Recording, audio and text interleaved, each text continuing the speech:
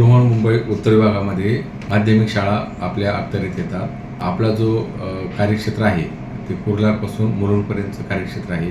या कार्यक्षेत्रामध्ये आपल्या 543 अनुदानित आणि सेल्फ फायनान्स शाळा येतात। त्याच्यामध्ये सर्व माध्यमाच्या शाळा त्यामध्ये आहेत आणि आपल्या विभागामध्ये साधारणतः आपण 5300 कर्मचाऱ्यांचा शासनामार्फत या ठिकाणी वेतन दिलं जातं आणि खाजगी शाळांचं जे वेतन असतं सेल्फ फायनान्स शाळांचं त्यांचं वेतन ही त्या संस्था त्या ठिकाणी देतात। आपल्या विभागामध्ये RT ॲडमिशन देखील होतात 25%चे।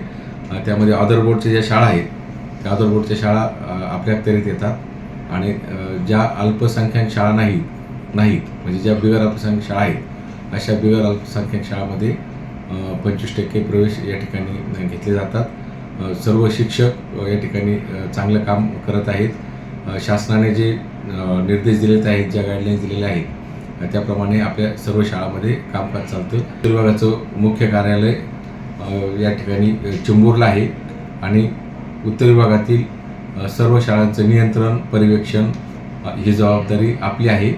सर्व शाळांची तपासणी शाळा भेटी आपल्या कार्यालयातील अधिकाऱ्यांमार्फत केले जातात। आपल्या कार्यालयातील अधिकारी या शाळांची तपासणी करतात।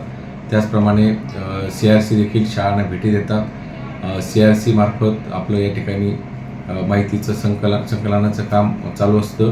त्याचप्रमाणे आपल्या विभागात ज्या अनुदानित शाळा आहेत त्या अनुदानित शाळेतील शिक्षकांच्या आस्थापनाविषयक बाबी त्यामध्ये त्यांचं वेतन असेल, वरिष्ठ वेतन श्रेणी असेल, निवड श्रेणी असेल, फरक बिल असतील याची कामं या ठिकाणी आपल्या कार्यालयामार्फत केली जातात। त्याचप्रमाणे विद्यार्थ्यांच्या पालकांच्या काही तक्रारी असतील तर त्याचं देखील निराकरण करण्याचं काम आपल्या कार्यालयामार्फत केलं जातात आणि एकूणच कामाचा व्याप पाहता शिक्षण हे घराघरात पोहोचलेलं आहे। त्यामुळे कामाचा व्याप तसा इतर विभागाच्या तुलनेत जास्त आहे।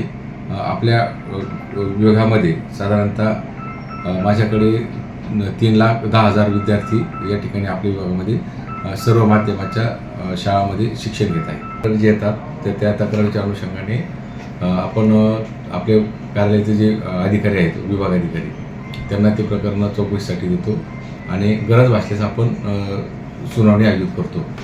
शक्यतो आपण शाळांशी संपर्क करून तक्रारी सोडवण्याचा प्रयत्न करतो कारण सुनावणीमध्ये वेळ जातो। आवश्यकता भासली तर सुनावणी घेतली जाते। तक्रारी येतात आपल्याकडे, शिक्षकांचे येतात, म्हणजे त्यांचे काही आस्थापनाचे प्रश्न असतील त्याबाबत येतात, काही पालकांच्या पण येतात, विद्यार्थ्यांची फीबाबत असेल किंवा इतर गोष्टी असतील अभ्यासाबाबत असतील त्याबाबत येतात। त्या तक्रारीचे निवारण केलं जातं शाळांशी संपर्क साधून। महिला तक्रार निवारण समिती किंवा विशाखा समिती असं म्हणतो तर ज्या कार्यालयामध्ये 10पेक्षा जास्त कर्मचारी आहेत तर त्या सर्व कार्यालयामध्ये आपल्या विभागातील सर्व शाळांमध्ये ही महिला तक्रार निवारण समिती विशाखा समिती स्थापन करण्यात आलेली आहे।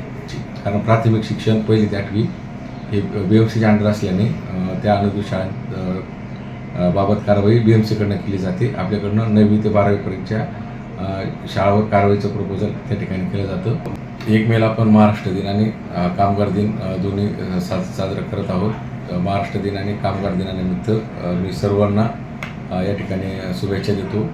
आपल्याकडे ज्या अनधिकृत शाळा आहेत त्यांची माहिती घेण्याचं काम चालू आहे। विभाग अधिकाऱ्यांमार्फत ही माहिती घेतली जात आहे आणि नंतर मग त्या ठिकाणी आपण त्या शाळांना नोटीस देतो की शाळा तत्काळ बंद करावी आणि जर त्यांनी बंद केली नाही तर पुढील कारवाई या ठिकाणी आपण त्या शाळेवर प्रस्तावित करतो। आपल्याकडे कार्यालयामध्ये साधारणतः 40 कर्मचारी आहेत इथे आणि म्हणजे हे 40 कर्मचारी कशासाठी आहेत की विभागातील ज्या 543 शाळा आहेत त्या शाळांचे जे आस्थापनाविषयक बाबी किंवा इतर ज्या नसती वगैरे आपल्याकडे येतात त्याच्यावर कारवाई करण्यासाठी कर्मचारी आहेत आणि 543 शाळांमध्ये साधारणतः अनुदानित शाळांमध्ये 5,300 कर्मचारी आहेत आणि विना शाळेचे कर्मचारी आहेत ते त्या संस्थेने त्या ठिकाणी नेमलेले आहेत।